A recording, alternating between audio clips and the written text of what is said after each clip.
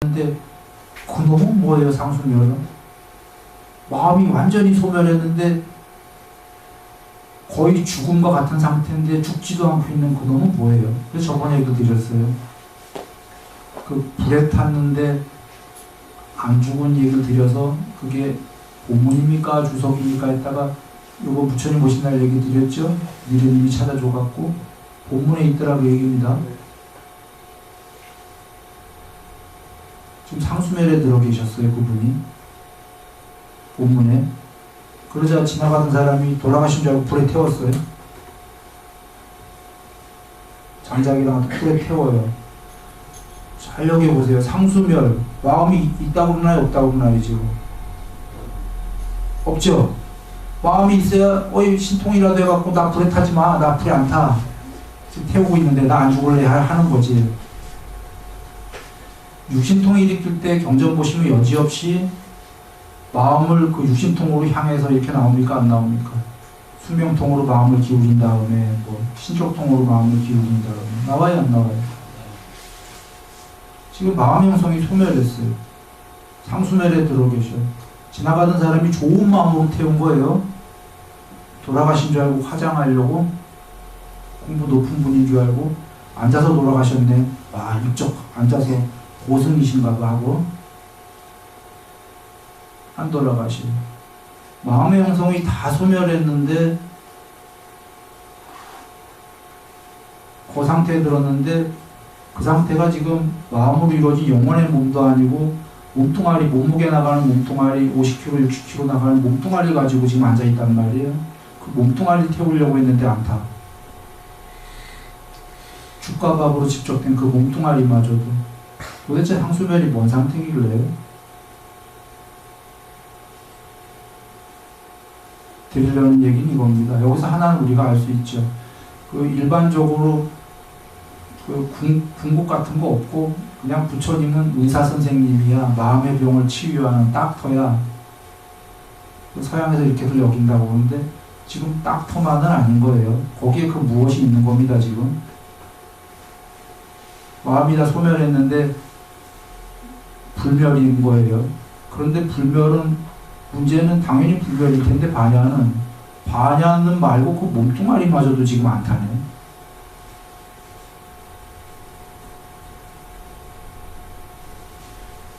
초월해버렸다는 얘기입니다.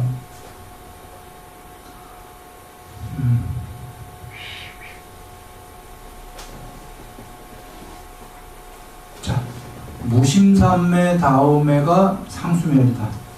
그래서요, 거꾸로 이제 상수멸에서 출정, 빠져나올 때, 이 입정, 출정은 부처님께서 정의하신 얘기입니다.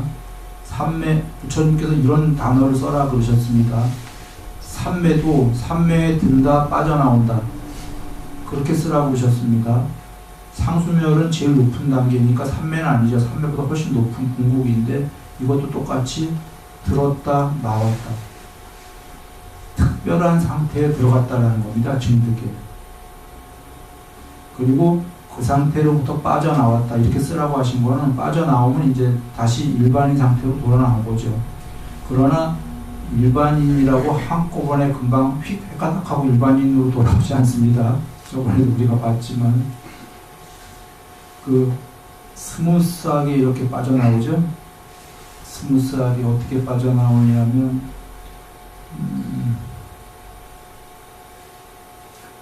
어떤 빠져나올 때 어떤 요소들이 먼저 생겨납니까 하니까 자 마음의 형성이 먼저 생겨나고 숨이 돌아오고 말할 수가 있다. 여기서 전했던 건데 마음의 형성이 돌아온다는 건 상수멸에 들었으니까 앞에 나왔지만 마음이 있었다 없었다? 아예 없었다라는 거예요. 그러니 마음이 이제 돌아나오기 시작하는 거예요. 상수멸에서 빠져나오니까. 여러분 마음이 제로일 때 마음이 없을 때 그게 뭐냐라는 거죠. 부처님께서는 그걸 반야로 쓰신 것 같습니다. 쓰는 분 마음대로예요. 그 단어는 마음이 아닌 그 무엇을. 부처님께서는 정황상 반야로 쓰셨다가 반야의 부경이 해탈이다 하셨습니까? 100% 반야가 해탈이다 하셨습니까? 해탈은 마음 제로 맞거든요. 상수멸은. 그러면 한번 다 연결해 보세요. 상수멸 이꼬르 마음 제로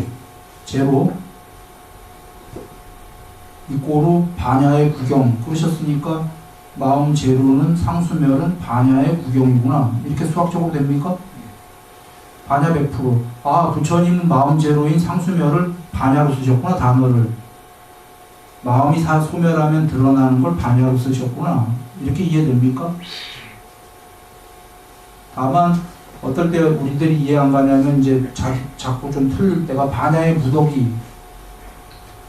무더기일 때 이제 헷갈리는 거죠. 반야의 무더기는 찌꾸빠꾸의 마음이거든요.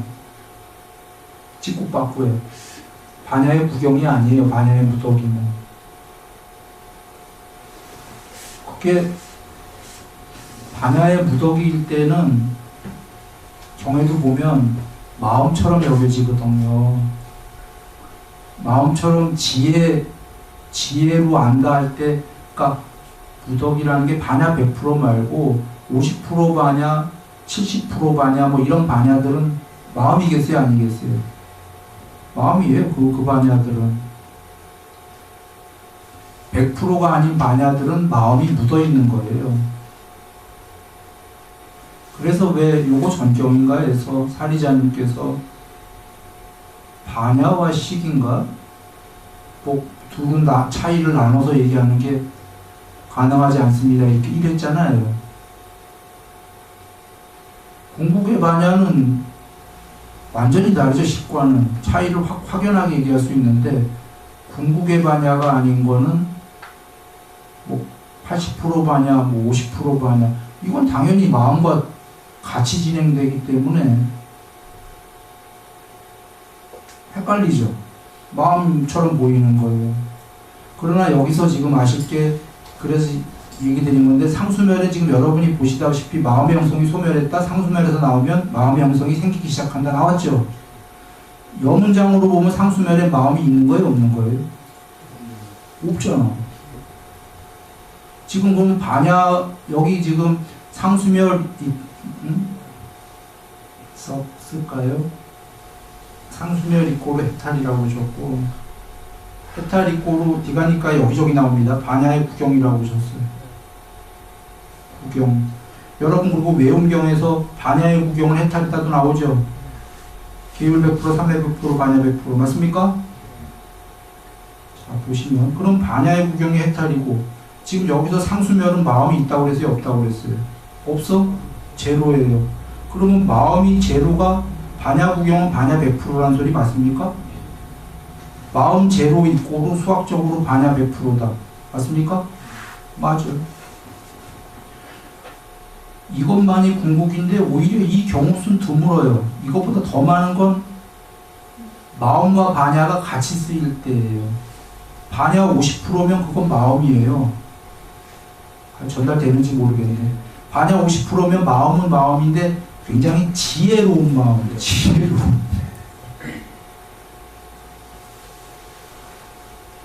그때 반야를 보고 있는 거예요, 사실은. 자기는 몰라요, 근데. 지금 반야를 보고 있다라는 거. 그냥 내가 되게 똑똑한 줄 알아. 나 현명하구나. 그게 반야가 어느 정도 들어가서 보고 있는 거예요. 70% 물론 3매가 돼야 반야가 더 드러나죠. 그쵸? 그래서 3매가 된 사람이 반야가 드러나도 처음에 잘 몰라요. 자기 그냥 똑똑한 줄 알아. 자꾸 3매가 될수록 현자가 되는 줄 알아요. 그게 반야가 들어가서 보고 있는 거예요, 지금.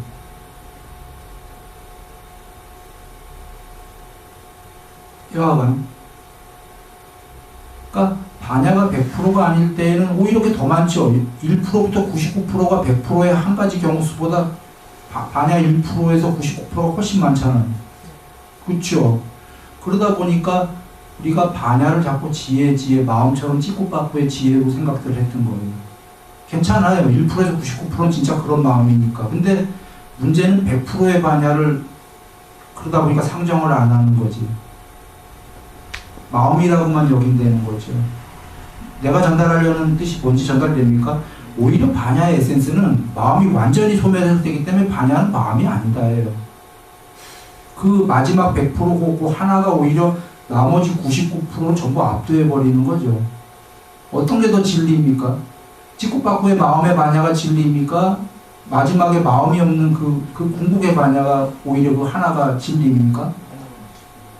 나머지는 다 쓸모없어. 압도해버리는 거예요. 그 얘기 드리는 겁니다. 여기 지금 그 반야는 마음이 없죠? 없죠?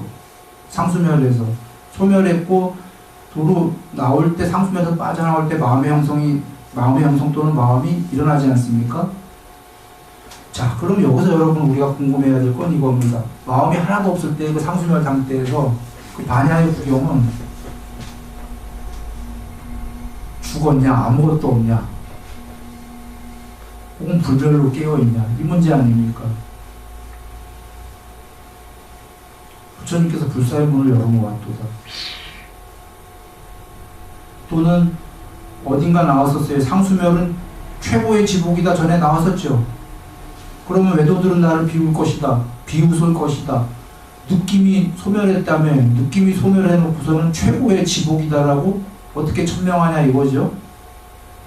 느낌이 있어야지만이 최고의 행복이라고 말하지 않겠냐. 그러자 부처님께서 느낌은 소멸했는데 지복은 느낌이 소멸했어도 지복은 지복이다. 어디에 벗어나 행복은 행복이다. 그렇게만 설명하시고 만 게 느낌이 소멸한 그 상태에 어떤 최고의 지복이 있으려면 느낌 아닌 그 무엇이 있어야 됩니까? 존재의 느낌이 소멸했어. 오온에 느낌 없어. 그 느낌으로 지복이 아니에요. 산매가 높은 산매마저도 사실은. 그러나 엄밀하게 높은 산매는 그 느낌으로 지복인데 자기가 그렇게 느끼지는 않아요. 설명하기 어렵네. 자, 돌아옵니다. 느낌이 없는데도 지복이려면 그 자체가 지복 자체야 됩니까? 그 무엇인가가? 그러면 그 무엇인가가 마음은 아니죠, 지금. 마음도 아니고 아무것도 없는 그 무엇이 자체가 지복이어야 돼. 그런 게 있어야 돼, 그 무엇이. 그런가요? 상수멸 자체가 지복이다. 앞에 나왔었으니까 다른 점이. 그 대반야, 반야의 구경 자체가 지복이라는 거예요. 자체가 불멸이고.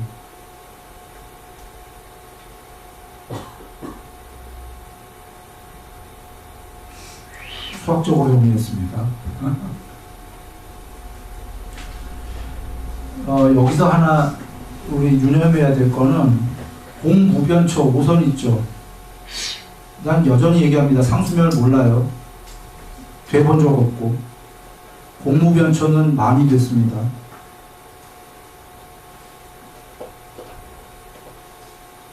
15, 16살 때부터.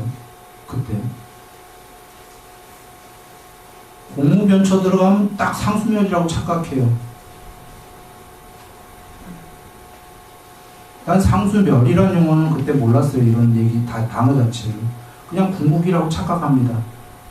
거의 똑같아. 지금 경에 나온 상수멸이랑 진짜 같다는 소리 아닙니다. 어림도 없는 얘기인데 그 상태에 들어가면 딱 상수멸이라고 하기에 정황상 상수멸이에요. 왜냐하면 세상도 다 사라졌죠. 눈 뜨고. 전부 공황 상태로, 지고의 상태로 들어가죠. 지고.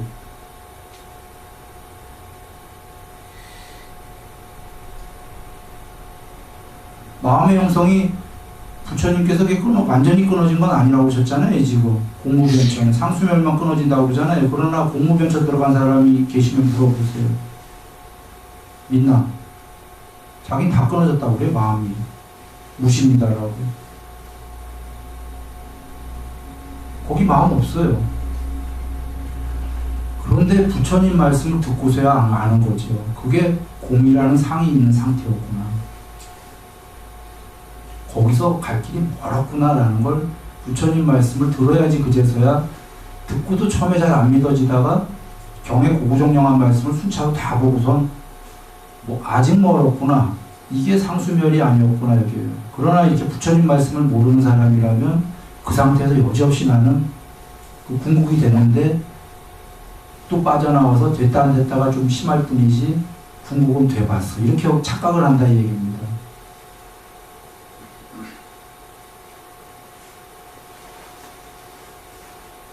공무변초부터는 다 계속 그 착각을 하기가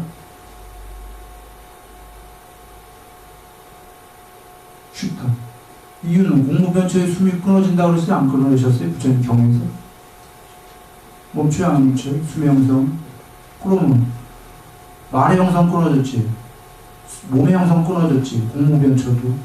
마음의 형성이 미세하게 남은 거 이치적으로는 그렇잖아요. 지금 상수멸이 아니기 때문에. 근데 본인은 몰라요. 본인은 마음의 형성이 완전히 끊어졌다고 그렇게 알고 막 빠져나온다는 그 산매에서.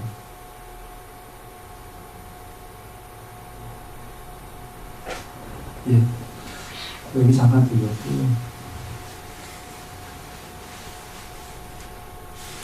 그래서 어쩌면 그 부처님 말씀처럼 끝까지 모르는 사람이라면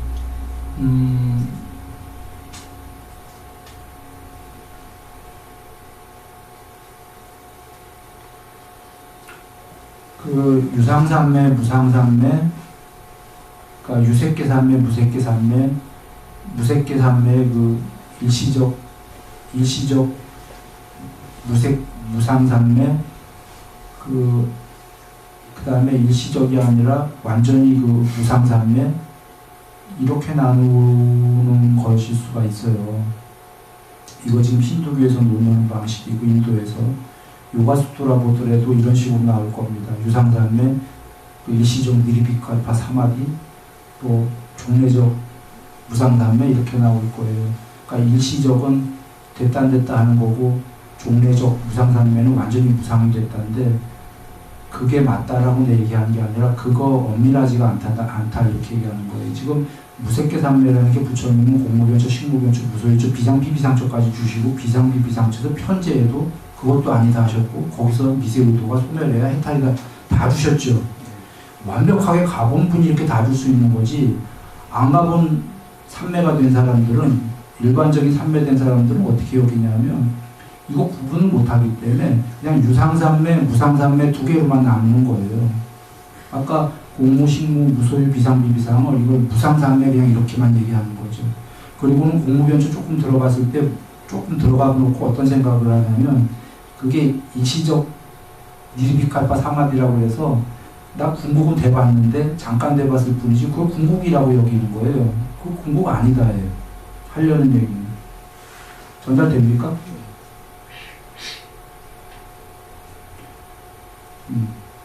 다시 한번 드린 얘기가 이유가 있습니다. 거기 들어가면 내 얘기도 다 잊어먹어. 뭐냐면 여지없이 무조건 나 궁극이었어요. 이렇게 얘기할 거예요.